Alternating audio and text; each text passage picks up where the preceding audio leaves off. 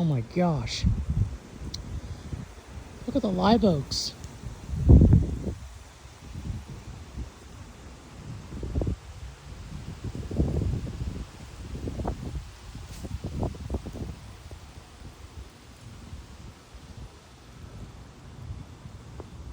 These right here are 30 mile-an-hour wind gusts before a destructive storm hits us.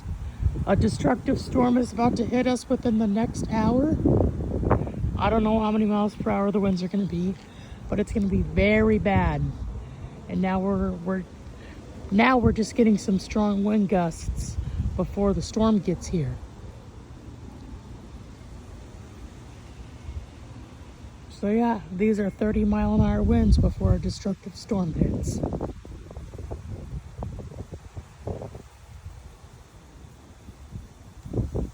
Anyways, I appreciate y'all for watching, and I'll see y'all at the storm.